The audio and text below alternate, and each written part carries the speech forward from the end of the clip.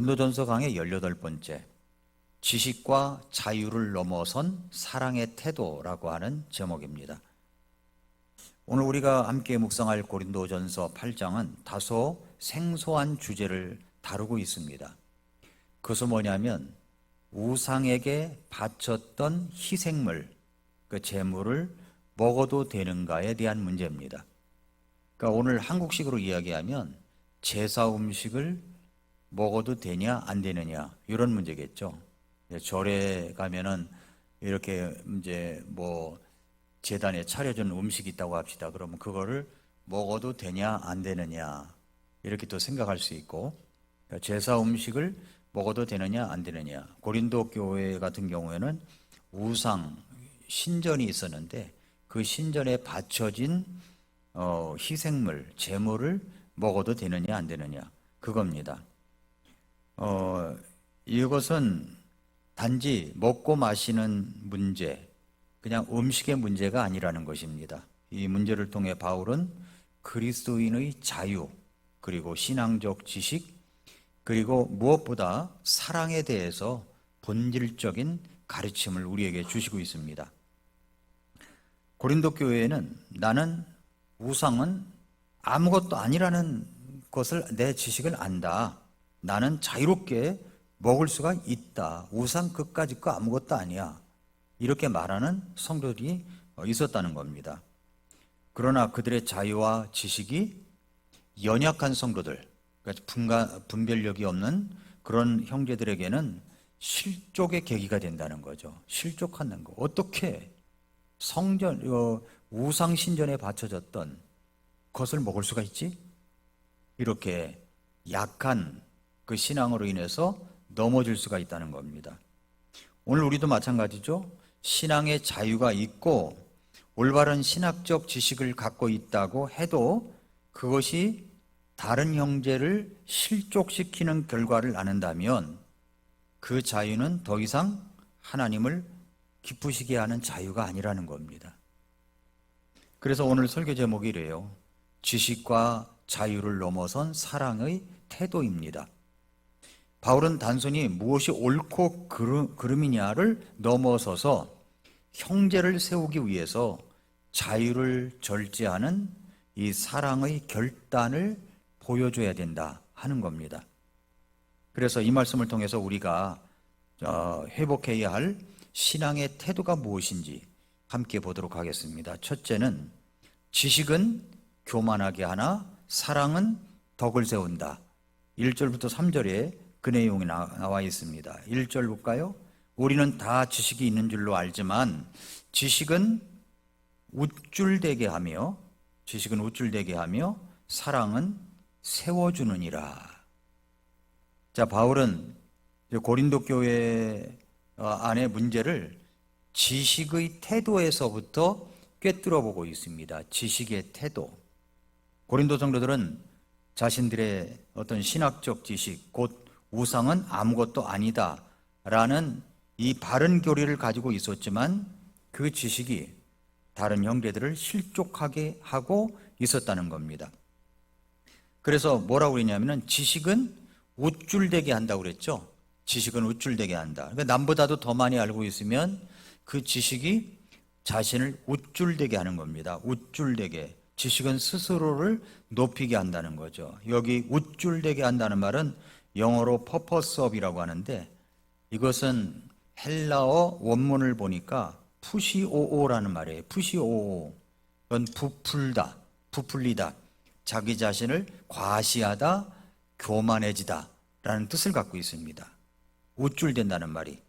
그러니까 하나님에 대한 지식이 자칫 자기 중심적 우월감으로 바뀌어버리면 이것은 전체 공동체를 해치는 교만이 될 수가 있다. 그 얘기를 하고 있습니다. 고린도 교회 일부 성도들은 나는 알고 있다는 태도, 난 그거 알고 있어. 그런 태도로 연약한 성도들을 무시하고 그리고 우상의 제물 문제를 아주 경시해버린 겁니다. 어떤 의사가 해부학 지식은 뛰어나지만 환자의 고통을 무시한 채 차갑게 진료한다면 그 지식은 아무런 생명을 주지 못한다는 거죠.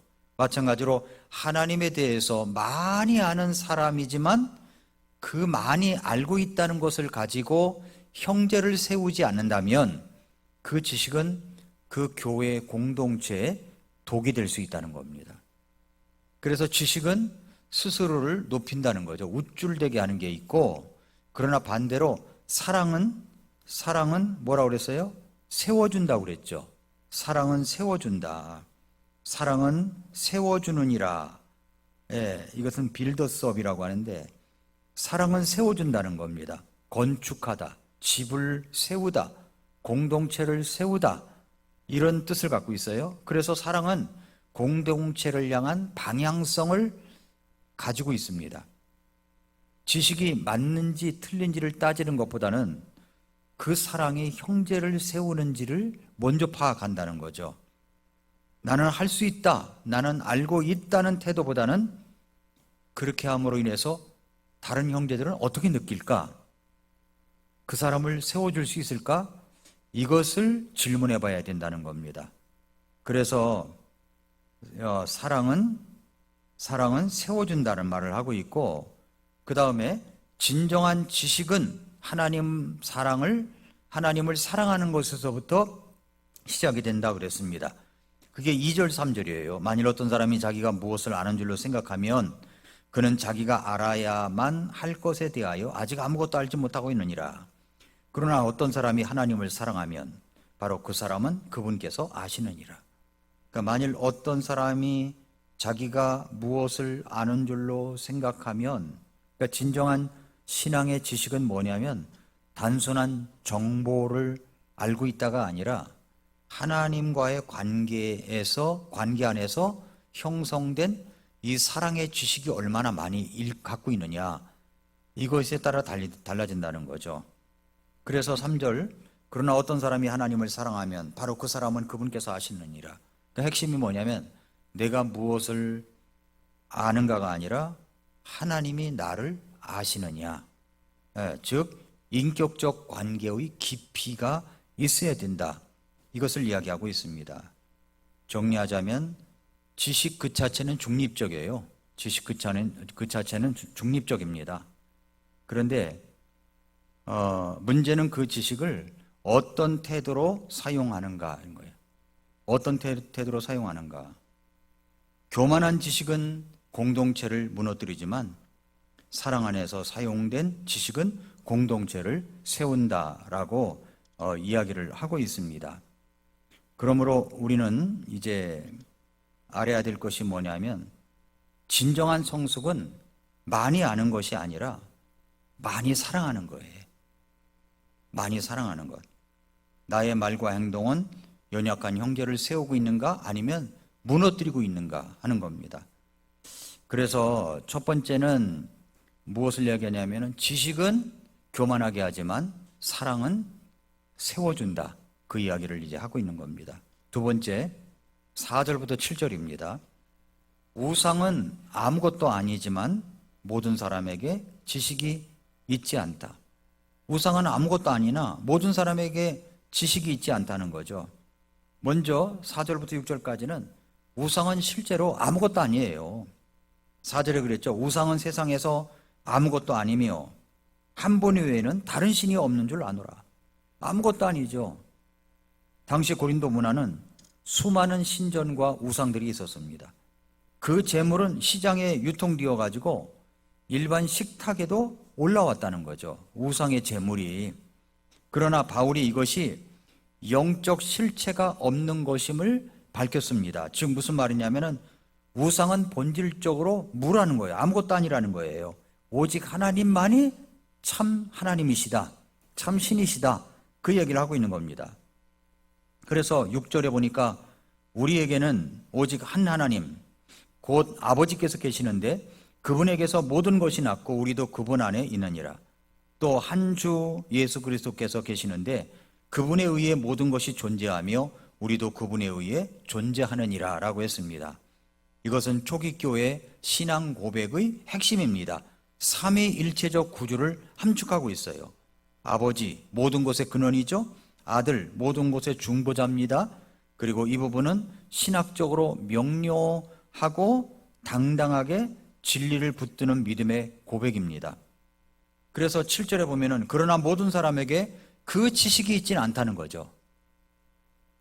모든 성도가 우상은 아무것도 아니다. 이것은 이런 신학적 지식에 다 이를 수는 없다는 거죠.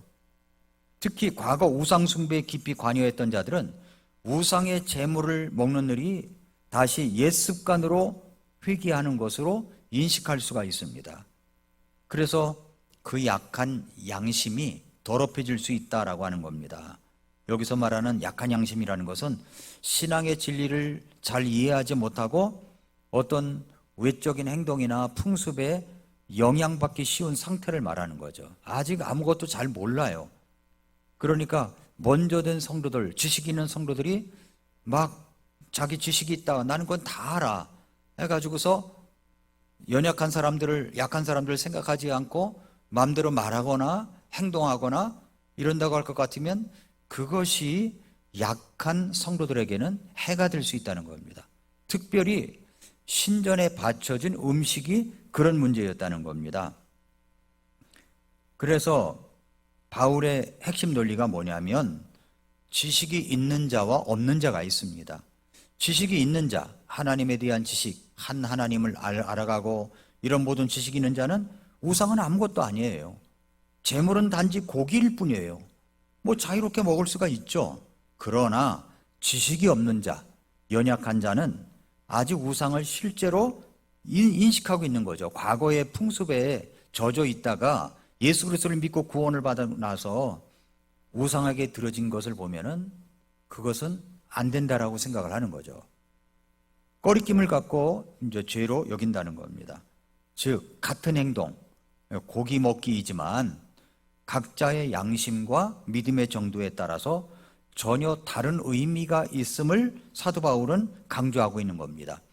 그래서 신앙적 지식은 중요합니다. 그러나 그것만으로는 충분하지 않아요. 뭐가 중요합니까? 우리의 행동이 타인의 양심 상태까지 고려되어야 된다는 겁니다. 이것이 바로 성숙한 성도예요. 믿음의 공동체는 서로 다른 영적 수준의 사람들로 구성되어 있습니다. 강한 자는 연약한 자를 설득하거나 판단할 대상이 아니라 배려하고 인도할 대상입니다. 배려해주고 인도할 대상. 자유는 지식에서 출발하지만 사랑으로 완성된다는 겁니다. 그래서 우리는 무엇이 옳으냐, 이것이 옳으냐 그러냐, 이것보다는 누가 이런 것에 있어서 약한가를 먼저 고려해야 된다는 거죠. 연약한 지체가 있습니다. 이제 막 구원받고 침례받고 교회에 들어온 성도가 있습니다. 근데 먼저 든 성도가 같이 교제권 안에서 함부로 말하고 함부로 판단하고 자기는 뭘 알고 있다는 것으로 인해서 함부로 행동하면 약한 사람은 실족할 수 있다는 겁니다. 이것을 사도 바울이 지금 강조하고 있는 거예요. 세 번째는 자유가 형제를 실족하지 않도록 절제하라고 이야기하고 있습니다. 그것이 8절부터 12절까지 말씀이에요. 음식은 하나님 앞에서 본질적으로 중립적입니다. 중립적이에요. 8절 그랬죠? 음식은 우리를 하나님 앞에 내세우지 못하나니 그랬죠? 바울은 다시 한번 음식 자체는 아무런 영적 효력을 해도 없음을 강조합니다.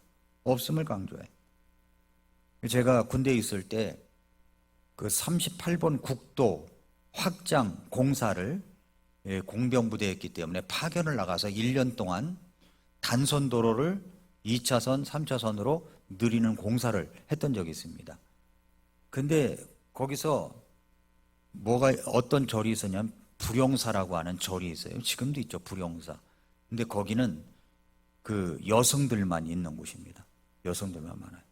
그 십자를 타고서 어떻게 하다 보니까 거기까지 갔는데 그 여성들이 식사하고 가시라고 그러는 거예요. 근데 배가 굉장히, 이 군인들은 춥고 배고프고 졸리고 이게 있잖아요. 그 먹고 싶은 마음이 있는데 그래도 안 먹고 왔습니다만은. 그런데 음식은 중립적이라는 거죠. 음식은 그건 뭐 우상에게 바쳐진 음식은 아니고 자기들이 먹는 음식을 먹고 가라고 했었던 기억이 나요. 근데 음식은 중립적이라는 거죠. 사도 바울이 얘기하는 것은 음식은 중립적이라는 거죠. 음식 자체는 아무런 효력도, 영적 효력도 없다는 겁니다. 먹는다고 해서 더 경건해지지도 않고 안 먹는다고 해서 덜 경건한 것도 아니라는 겁니다. 음식은 영적 상태의 본질을 좌우하지 않는다는 겁니다. 이것은 당시에 율법적, 유대적 율법 사상이나 또 헬라적 신비주의에 대한 명확한 신학적 선포라고 할 수가 있습니다. 그러나 여기서 끝이 나는 게 아니에요. 문제는 그 자유를 사용할 때 생기는 영향력이라는 게 있는 거예요. 영향력. 그래서 9절에 뭐라고 그러냐면은 너희의 이 자유가 약한 자들에게 결코 걸림돌이 되지 않도록 하라는 거죠. 걸림돌이 되지 않도록 하라. 여기서 걸림돌이라는 말은 스텀블링 블락이라는 말인데, 이 말은 헬라어로 프루스코마라는 말인데 무슨 뜻이냐면은 넘어지게 하는 장애물이라는 뜻이에요. 넘어지게 하는 장애물.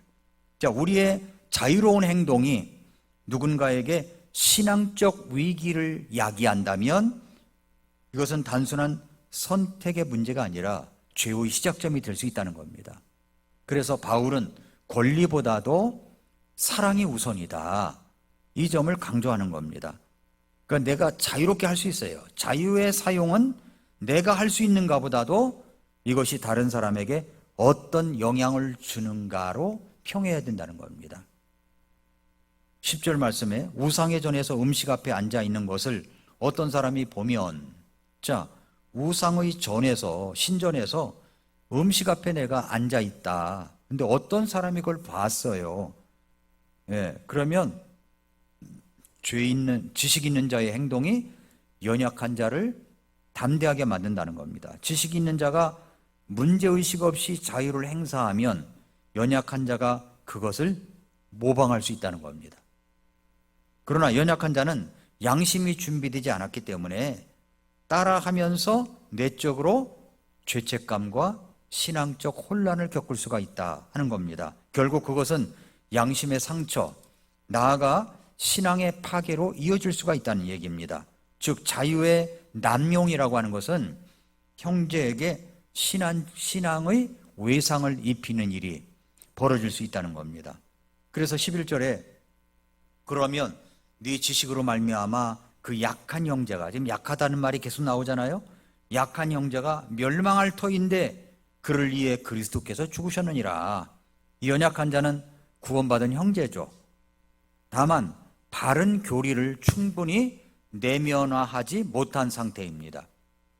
그들은 성령 안에서 참된 열망은 있지만 예전 우상 숭배 습관에 여전히 영향받는 양심의 약함을 가진 자들입니다.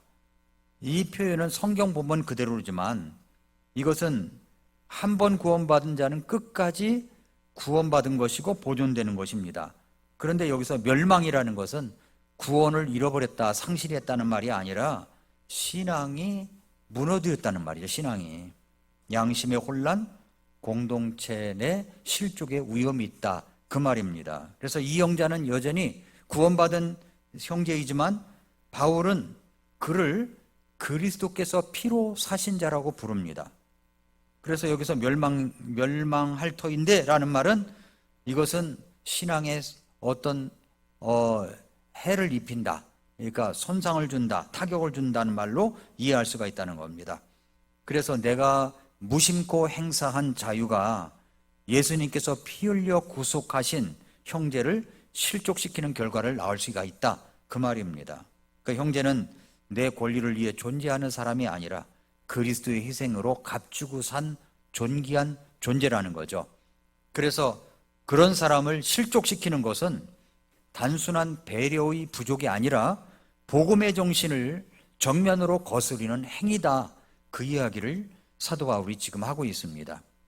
12절, 그러나 너희가 그렇게 형제들에게 죄를 짓고 그들의 약한 양심을 상하게 하면 그리스도께 죄를 짓느니라, 이렇게 말씀했습니다.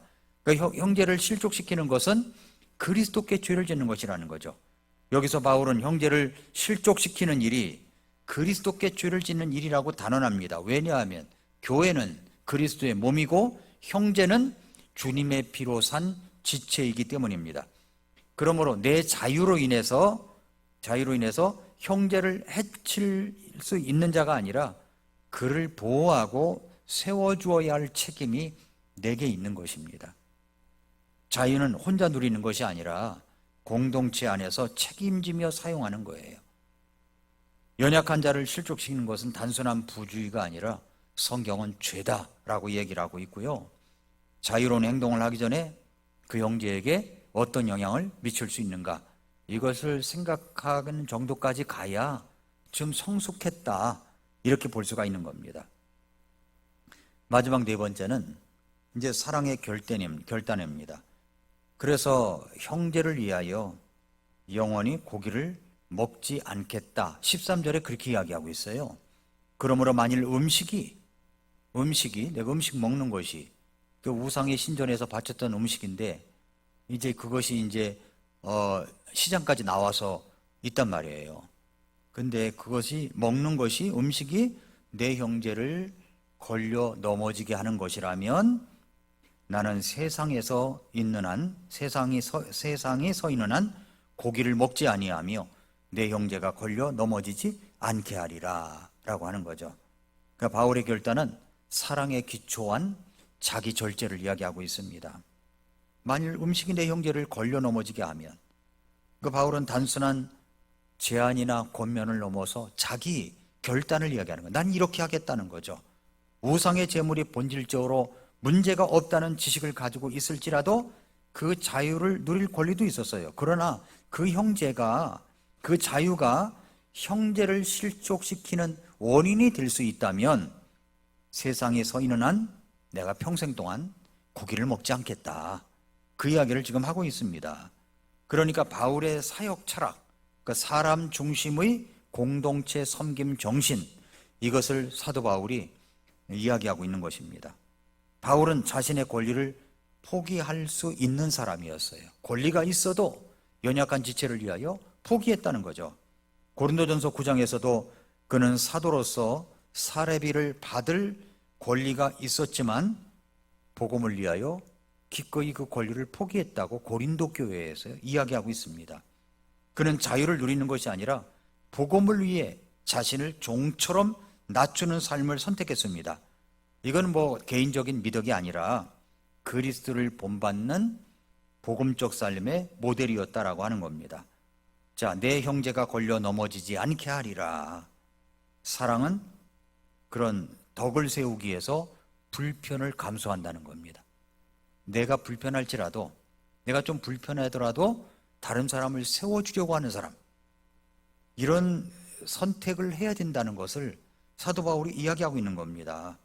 걸려 넘어진다는 말은 신앙을 해치고 믿음에서 멀어지게 만드는 심각한 영향을 이야기하는데, 바울은 나의 행동 하나로 예수님께서 피로 값주고 사신 형제가 무너진다면, 그런다면 기꺼이 내 자유도 포기하겠다, 그 이야기를 하고 있습니다. 이것이 바로 성숙한 사랑의 결단인 거죠.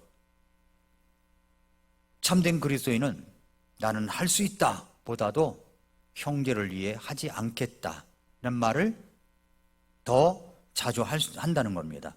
나는 무엇을 먹거나 마시거나 말하거나 즐길 수 있는 자유가 있지만 누군가의 양심에 혼란을 줄 수 있다면 절제할 줄 알아야 된다는 겁니다. 이 자유는 방종의 자유가 아니라 죄와 율법으로부터 해방되어서 하나님께 순종할 자유입니다. 그래서 바울은 그 자유를 가지고도 약한 형제를 위해서 절제했다 라고 이야기를 하고 있는 겁니다. 예를 들자면 이제 이런 게 있어요. 이제 소셜미디어, SNS, 페이스북이나 인스타그램에 이렇게 보면은 이 좌파적 발언을 이 소셜미디어 상에 올려놓는 목사들이 가끔 있습니다. 그런데 어떤 성도가 저에게 전화를 한 거예요. 그래가지고 성서 침례교 안에 이런 목사님이 계시는데 이게 도대체 어떻게 된 겁니까? 목사님, 선배 목사님으로서 한마디 해주셔야 되는 거 아닙니까? 참 제가 봐도 낯이 뜨거운 그런 얘기예요. 뭘 앞뒤를 모르는 이야기를 써놓는 거예요. 그래서 제가 그 목사에게 전화를 걸었습니다. 당신의 그 글 때문에 어떤 성도가 나에게 전화를 했다. 당신 교회 안에, 그럼 당신 목사님 교회 안에 어떤 성도는 당신 발언 때문에 분명히 시험에 들 것이다.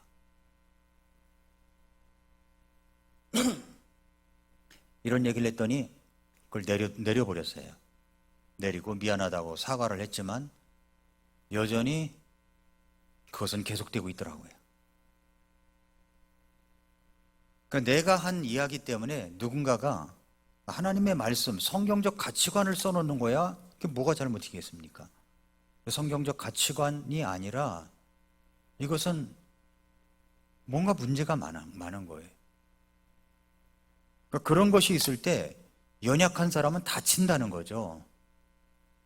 그럼 그런 것까지도 절제할 줄 아는 그런 것들을 이야기하는 거죠. 문화 콘텐츠나 소셜미디어 발언이나 의복을 입는 것, 내가 짧은 반바지 입고 다니고 막 돌아다니고, 교회 그렇게 해서 오면은, 교회를 만약에 애들도 마찬가지입니다. 짧은 반바지 될 수 있으면 안 입히는 게 좋아요. 교회 주일 예배 때. 그런데 그렇게 오면은 다른 사람은 시험에 들 수 있는 거예요. 이게 도대체 반바지인지 다른 건지 잘 모를 정도로 요즘 애들은 그런 걸 입고 다니잖아요. 교회에 들어와서 예배 드리는 복장은 단정해야 된다고 말씀하고 있지 않습니까? 이런 것들이 다른 사람에게는 시험거리가 될 수 있는 거예요. 그래서 사도 바울이 이야기하는 뭐냐면은 지식보다 사랑이고 자유보다 절제고 그 다음에 나의 유익보다 형제의 유익을 챙겨라. 그 이야기를 하고 있는 겁니다. 그래서 오늘날 우리가 적용할 수 있는 것은 배려, 책임, 그 다음에 나 중심에서 공동체 중심으로 가야 된다고 하는 것입니다. 결론을 맺자면 사랑은 언제나 세워주는 일을 합니다. 참된 자유는요, 절제 속에서 빛나는 거예요. 절제 속에서 빛나는 것. 나는 고기를 먹을 수 있지만 형제를 위해서 고기를 먹지 않겠습니다. 이건 우상에게 바쳐진 음식이었어요. 그때 당시에. 자, 우리 이제 한국식으로 한번 이야기해 봅시다. 이웃집에서 이제 제사 음식이라고 가져다 줄 수 있잖아요. 옛날에는 그렇게 하던데 지금이야 집에서 그러는 사람이 별로 없겠지만 눈에 띄지도 않지만 또 갖다 주지도 않지만 옛날에는 그렇게 갖다 줍니다. 근데 그런 제사 음식이 올 때 어떻게 하겠냐는 거죠. 제사 음식인 걸 알아요. 집안에 왔는데 애들도 알아요. 제사 음식인 것을. 그럴 때 어떻게 하겠냐는 거죠. 그런 지혜가 필요하다는 겁니다. 그래서 우리는 바울처럼 분명한 신학적 지식을 가질 수 있습니다. 우상은 아무것도 아니에요, 사실은. 아무것도 아니에요. 그게 뭡니까? 아무것도 아니죠. 먹는다고 죄가 되는 것은 아니에요. 이러한 지식은 맞아요. 그러나 바울은 그 지식이 사랑 없이는 공동체를 무너뜨릴 수 있다는 점을 강조합니다. 오늘 우리는 나는 먹을 수 있다 보다도 형제를 배려하고 책임감 있게 배려하는 그 사랑의 태도를 배워야 된다는 겁니다. 8장 11절에 그를 위하여 그리스도께서 죽으셨느니라. 8장 12절에 그의 양심을 상하게 하는 것은 곧 그리스도께 죄를 짓는 것이다. 그러니까 지식과 자유는 혼자 누릴 수 있지만 사랑은 반드시 타인을 세우기 위해서 존재하는 겁니다. 그래서 13절에 나는 세상에 서 있는 한 고기를 먹지 아니하여 내 형제가 걸려 넘어지지 않게 하리라 라고 이야기를 하고 있는 겁니다. 결론적으로 그러면 우상에게 바쳐졌던 제물을 먹어도 됩니까? 먹지 말아야 됩니까? 이런 이제 고린도전서 8장 읽다 보면은 계속 그 질문이 나오거든요. 고린도 8장에서 제시한 결론은 단순한 예스냐 노냐가 아니라는 거죠. 그거보단 더 높은 원리가 있다는 겁니다. 사랑의 원칙에 따라 결정하라는 거죠. 사랑의 원칙에 따라 결정하라. 먹을 수 있다. 그러나 형제를 실족하지 말아라. 우상은 사실 아무것도 아니에요. 그건 아무것도 아니에요. 우상에 바쳐진 음식을 가져오면 거기에 무슨 악한 영이 붙어가지고 뭐 하느냐. 아무것도 아닙니다. 아무것도. 신학적으로 볼 때 먹는 것이 죄는 아니에요. 그러나 아무것도 아니지만 재물 자체도 그냥 고기일 뿐이고 그 하나님 앞에서 먹어도 죄가 되지 않지만, 그렇지만 그것이 연약한 형제가 볼 때 실족할 수 있다면 먹지 말라는, 이거 고린도 교회 상황을 얘기하는 겁니다. 먹지 말아라는 거죠. 고기를 먹는 것이 다른 성도에게 혼란을 주고 그의 양심을 상하게 하고 신앙을 흔들 수 있다면 먹는 자는 그리스도께 죄를 짓는 것이다, 이 이야기를 하고 있는 겁니다. 그래서 바울의 결단이 그렇다면 고린도 교회에게 얘기하는 거예요. 나는 평생 고기를 먹지 않겠다. 우상에게 바쳐진 고기겠죠. 그래서 만일 음식이 내 형제를 걸려 넘어지게 한다면, 음식이라고 했지만 여기 다른 거 집어넣을 수 있잖아요. 내가 말하는 것이, 내가 바른 말 하는 것이, 이런 것들이 또 교회 안에서 어떤 행동을 하는 것이 형제를, 다른 자매를 걸려 넘어지게 한다면 나는 그렇게 하지 않겠다는 겁니다. 이것이 사랑의 결단이에요. 할 수 있다 보다도 형제를 위해서 하지 않겠다, 이런 신앙적 태도, 사랑의 태도를 고린도전서 8장에서 이야기하고 있습니다. 도움이 되셨습니까? 네, 기도하고 마치겠습니다.